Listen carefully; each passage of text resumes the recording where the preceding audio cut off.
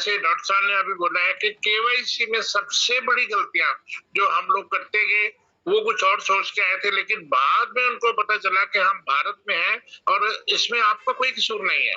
बहुत सारे लोग इलिटरेट हैं, उनको नॉलेज है, लेकिन बहुत सारे हमारे दोस्त इलिटरेट भी हैं, और जब हम सिस्टम में किसी को लेकर आते हैं ना, तो हम ये नहीं देखते इसको नॉलेज है या नहीं, बस तू एंट्री लगा और सिस्टम में आ जा।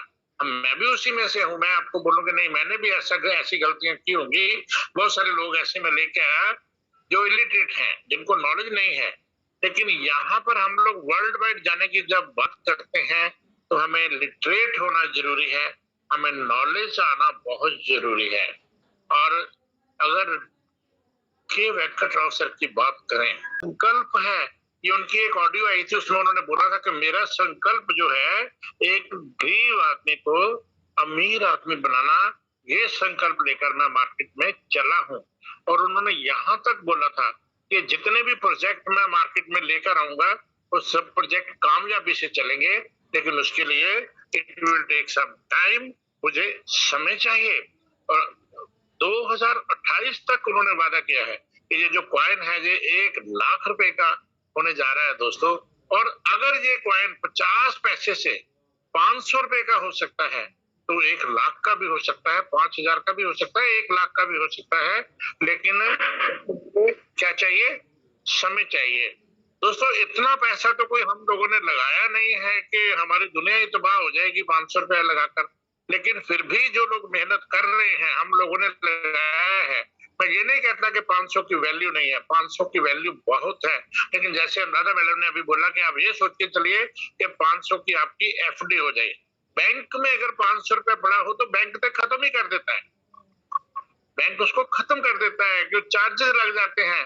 लेकिन यहाँ पर 500 से अगर हमें इतने बड़े सपने देखे हैं, उन सपनों के लिए हमें सैक्रिफाइस करना होगा। अनुराधा मैडम ने बहुत सुंदर बात बोली है कि इसके अलावा सब कुछ ना कुछ कर रहे हैं।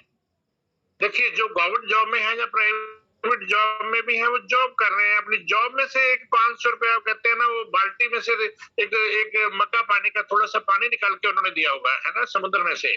तो जो लोग बिजनेस कर रहे हैं उन्होंने भी 500 रुपया निकाला होगा। बहुत सारे लोगों को 500 निकालने मुश्किल हुई होगी, लेकिन बहुत सारे दोस्तों ने बड़े आराम से 500 निकाल के दिया होगा, है ना। तो अगर इतना बड़ा सपना उसमें देखा है, तो उसको पूरा करने के लिए टाइम तो डैडी को देना ही पड़ेगा। अब जैसे मैडम ने बात की, मैडम की बात भी ठीक है कि वी आर द नेटवर्कर्स, और हम लोग भी फुल टाइमर हैं, ठीक है ना। तो खाना तो भैया हमें भी खाना है, रोटी हमारे घर भी चाहिए, ठीक है ना। उसके लिए कोई कुछ भी करता है, तो लेकिन डैडी ने भी यहाँ तक मैसेज डाला था कि आप कुछ भी करते हो, मुझे कोई इतराज नहीं है। बहुत सारे लोग तो बिल्कुल छोड़ के चले गए और आज किब्बू को गलत कह रहे हैं। लेकिन अनुराधा मैडम की बात भी ठीक है कि बहुत सारे लोग किब्बू भी कर रहे हैं, लेकिन जो अपना अपना काम भी कर रहे हैं। डैडी का स्पष्ट कहना है कि किब्बू करते हो, कुछ भी करो, लेकिन किब्बू को आप नेगेटिव मत बोलो। और दोस्तों, हमारे मन में भी किब्बू जो अंदर बसा हुआ है, घर हमें भी चलाना है, लेकिन किब्बू को भी हमें दिल में रखा हुआ है। जैसे जैसे ये बढ़ता जाएगा, हम लोग किब्बू के साथ हैं। जब तक डैडी हाथ खड़े नहीं करेंगे, हम किब्बू को नहीं छोड़ेंगे। अब दूसरी बात आप लोगों की है कि आप लोग क्या सोचते हैं। देखिए, 1000 की मीटिंग होती है, आज आप कहते हो कि लीडर नहीं आते। लीडर क्यों नहीं आते? लीडर में कल भी बात की थी कि आपके प्यार के बंधे हुए हम लोग हैं। अगर आप सुनने को तैयार नहीं, तो भैया हमें सुनाने का क्या फायदा। ये हम लोग कोई पेड एम्प्लॉय नहीं है, मैं हर बार बोलता हूँ, लेकिन आपका प्यार हमें खींच कर लाता है कि आपसे एक रिलेशन बना है। We all are the family. कल को आप हम पे ब्लेम दो या हम आप पर ब्लेम दे, ऐसा कुछ नहीं है, क्योंकि we all are the family. हम सब ने किब्बू में डिसीजन लिया है। कुछ दोस्तों ने अपनी रिस्पॉन्सिबिलिटी को समझ हुए, जैसे भीड़ में से कुछ दोस्त उठते हैं ना कि चलो यार, एक लंगर बट रहा होता है तो कुछ लोग बाल्टी को पकड़ लेता है, कोई प्रसादा पकड़ लेता है, कोई अचार पकड़ लेता है ना, तो बाकी बैठ के खा रहे होते हैं। तो इसका मतलब ये नहीं है कि अगर कोई प्रॉब्लम आ जाए तो जिसने बाल्टी पकड़ी है उसके सर पे हम सवार हो जाएं, या जिसने टोकरा पकड़ा हुआ है उसके सर पे सवार हो जाए। वो भी आप ही जैसे हैं दोस्तों, आप ही के प्रति रिस्पॉन्सिबिलिटी निभाकर सेवा कर रहे हैं। हम लोग भी आज सेवा कर रहे हैं। लेकिन यहाँ पर ऐसा कुछ नहीं है, डैडी की ऐसी कुछ मंशा नहीं है, परमात्मा उनकी उम्र लंबी करे, लेकिन डैडी की ऐसी कोई मंशा नहीं है कि सिस्टर किबू को छोड़कर जाना है। आज भी मेरी अजीत भोई सर से बात हुई थी, मैं आपको क्लियर कर रहा हूँ, और एक दो बार उन्होंने कोशिश भी की है आने की, लेकिन यहाँ पर समय नहीं रहता, शायद वो इसलिए आ नहीं पाए। वो बोले, कहते मैं खालसा जी हर बार कोशिश करता हूँ कि मैं, लेकिन कोई ऐसा रिस्पॉन्सिबिलिटीज उनके ऊपर ऐसी आई है और कई चीजें ऐसी सॉल्व हो चुकी हैं जो हम आपको अनाउंस भी नहीं कर सकते। वो इसलिए अनाउंस नहीं कर सकते कि कई बार ऐसा होता है कि कोई ट्रीटमेंट में टाइम लग जाता है और फिर ये बोलते हैं कि यार ये लीडर ने गलती कर दी, है ना। इसलिए दोस्तों हम लोग आपको ये चीज बोलते हैं। सो मेरी रिक्वेस्ट है कि कोऑपरेट कीजिए, पेशेंस के साथ हम लोग चलते हैं और आगे बढ़ते हैं, सभी वेट करेंगे। आप जो भी अपना कर रहे हैं, मैं ये नहीं कहता आप जॉब कर रहे हैं करते जाइए, आप बिजनेस करते हैं करते जाइए, अगर आप डायरेक्ट सेलिंग में भी कुछ करते हैं तो करते जाइए, डोंट वरी, बट किबू को दिल से लगा के रखिए। ये आने वाले समय में दोस्तों आपको बहुत आगे लेके जाएगा, इसमें कोई शक नहीं है। यही मेरी अरदास है परम पिता परमात्मा में। समय समय बार बार डैडी बोल रहे हैं कि हमें चाहिए, क्योंकि इतना बड़ा कारवां उन्होंने भी नहीं सोचा था। अगर 5 करोड़ सोचा था, अगर आप 10 करोड़ हो गए हैं तो फिर घर में अगर 50 बंदों का अरेंजमेंट किया और 200 बंदा आ जाए तो क्या होता है दोस्तों, घर वालों को भी पंगा पड़ जाता है, घर वालों को भी हो जाता है ना कि अरेंजमेंट करना है सर। तो यही चीज है दोस्तों, यहाँ पर भी अरेंजमेंट हो रहा है, लेकिन मैं बार बार आपको बोल रहा हूँ कि देर है अंधेर नहीं है दोस्तों, वेट कीजिए, हम भी वेट कर रहे हैं, आप भी वेट कीजिए। और एक बार फिर से मैं आप सबका धन्यवाद। लेकिन लास्ट में मैं ये बात जरूर बोलूंगा कि जो हम लोगों ने गलतियां की हैं, अब जो यहाँ पर सिस्टम खुला है, जो आप नाम चेंज कर सकते हैं, जो भी कर सकते हैं, प्लीज उसमें अब कोई गलती मत कीजिए, ताकि फिर उनको भी परेशानी ना हो। जो सिस्टम को परेशानी होती है वो तो अलग है, लेकिन जो डैडी को परेशानी होती है वो भी बड़ी जबरदस्त है। इस उम्र में वो इतनी परेशानी जो है, काम तो वो करना चाहते हैं, वो खुशी से बंदा दुगना काम कर जाता है, ये हम लोगों ने देखा है। और हो सकता है मालिक कृपा करे बहुत जल्द हमारी उनसे मीटिंग हो, कोई बातचीत चल रही है, उसमें कई चीजें आगे निकल कर आएंगी, हम भी अपनी बातें भी रखेंगे कि कैसे करना है, कैसे आगे बढ़ाना है दोस्तों। लेकिन एक मैसेज जो उन्होंने दिया है वो मैं आपको देना चाहता हूँ लास्ट में।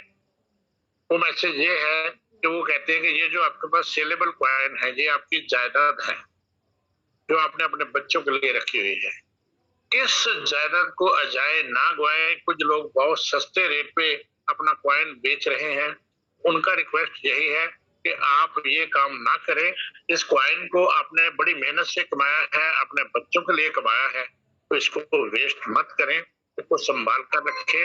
आने वाले समय में ये आपके बच्चों की पढ़ाई के, अगर बच्चे बड़े हैं तो शादी के काम आएगा। ये उनका वादा है आपसे दोस्तों। तो मालिक के आगे यही अरदास किया करो कि उसकी उम्र लंबी करे, क्योंकि उन्होंने ये मैसेज दिया था, कहते बड़े बड़े राजा महाराजा के पास बड़ी बड़ी जायदाद थी, लेकिन कुछ संभाल के अपने बच्चों को दे गए, कुछ ऐश प्रस्ती में उड़ा गए। अब यही आपके पास है, ये जो कॉइन आपके पास पड़े हैं, ये आपको सोचना है, ये आपकी जायदाद है, आपको इसको उड़ाना है। अभी 500 का 1000 लेके मन खुश है तो ले लो, कोई टेंशन नहीं, मिल जाएगा, और अब नहीं तो महीने में मिल जाएगा। लेकिन अगर आपको लगता है कि इसको संभाल के फायदा हो सकता है तो डेफिनेटली इसको संभाल के रखिए। हाँ, जितना आपका पैसा लगा उतना निकाल लो ना, 500 लगा है, एक कॉइन है तो अगर तो कुछ 2-4 कॉइन मिले हैं, एक बेच दो भैया, अपना 500 वापस ले लो, लेकिन बाकी तो संभाल के रखो। अगर आज 1000-2000 रुपया आप ले भी लेंगे तो क्या 2000 से घर चल जाएगा? यहाँ से 2000 रुपया पॉकेट में डालो, मार्केट में निकलो और देखो वो 2000 रुपया वापिस आता है, जेब में पैसा पड़ा वहीं पे खर्च हो जाता है। तो मेरी लास्ट में यही है दोस्तों कि हम सब एक हैं, जो करते हैं करिए, ठीक है, किबू को प्यार करिए और किबू के लिए तैयार रहिए। कोई पता नहीं किस वक्त कौन सा ऐसा प्रोजेक्ट जो आपके पास आ जाएगा जो आपकी लाइफ को चेंज कर देगा। इसी अरदास के साथ, इसी दुआ के साथ और बड़े एक अच्छे मन से मैं रिक्वेस्ट कर रहा हूँ परम पिता परमात्मा से कि हमने जो यहाँ पर मेहनत की है, हमारी मेहनत बेकार ना जाए। हाँ, आज हमें रोटी के लिए कुछ ना कुछ तो करना ही है। अगर 2-4 महीने से पैसा नहीं आ रहा तो भैया ऐसा नहीं होता है कि आज आप रोटी ना खाओ और 10 दिन के बाद परोठा खा लेना, ऐसा कभी होता नहीं है। ठीक है ना? रोटी तो रोटी खानी है, जो भी ज़रिया आपको मिलता है आप रोटी खाइए, लेकिन वेट कीजिए कि यहाँ पर आपके लिए बहुत अच्छे पकवान आने वाले हैं, लेकिन उसके लिए समय चाहिए और वो समय आएगा, डेफ़िनेटली आएगा। इसी अरदास के साथ, इसी दुआ के साथ मैं उन लीडर्स को भी रिक्वेस्ट करता हूँ, जो लीडर यहाँ पर मीटिंग में भी आते हैं लेकिन बोलते नहीं हैं। सोनी सर की मजबूरी रही, मैं मानता हूँ सोनी सर की मजबूरी है, उनका गला फिर भी वो कोशिश करते हैं यहाँ पर आकर बोलने की, मैं थैंकफुल हूँ सोनी सर का। लेकिन कुछ लीडर जो हमारे, मैं रिक्वेस्ट करता हूँ, मेरी बात को बुरा मत मानिएगा, आप यहाँ पर आकर मीटिंग देखते हैं, लेकिन आप अपनी रिस्पॉन्सिबिलिटी से भागते हैं। यहाँ पर आइए, अपनी मीटिंग को यहाँ पर दीजिए। मैं किसी का पर्सनली नाम नहीं ले रहा, कोई ना ही इसको लेकर जाए। कल में मेरी 1-2 बड़े-बड़े लीडर से बात हुई थी, वो भी मुझे बोल रहे थे कि सर हम आएंगे, सर आएंगे। It's not only my duty, not only your duty, ये हम सबकी ड्यूटी है, हम सबको ये निभानी है दोस्तों। और जो जो भी यहाँ पर इस ड्यूटी को संभाल सकते हैं, अपने आप लाइन से बिल्कुल कॉन्टेक्ट कीजिए और बोलिए कि जूम मीटिंग में उनको बोलने का मौका दिया जाए। अगर आप प्रेजेंटेशन दे सकते हैं, यू आर मोस्ट वेलकम। अगर आप एंकरिंग कर सकते हैं, यू आर मोस्ट वेलकम। अगर डॉक्टर साहब 74 साल की उम्र में बोल सकते हैं, why not you, why not we. अगर राधा मैडम एक लेडी होकर प्रेजेंटेशन दे सकती है, व्हाई नॉट यू। दोस्तों, जब काम चलता है तभी काम करना है, और जब काम नहीं चलेगा तो क्या पीछे दुबके बैठेंगे? ऐसा नहीं होना चाहिए। हॉस्पिटल में था, लेकिन 7:45 बजे भागा आया हूं मैं। नहीं, क्यों? It's my responsibility. तो आपकी क्यों नहीं? क्यों भागते हैं आप? सबसे रिक्वेस्ट है मेरी, आगे बढ़ के आइए, ये अपना सिस्टम है, जो करते हैं करिए, मैं किसी को नहीं रोकता, मैं भी करूंगा, लेकिन किब्बू को प्यार करिए, किब्बू को भी साथ में करिए।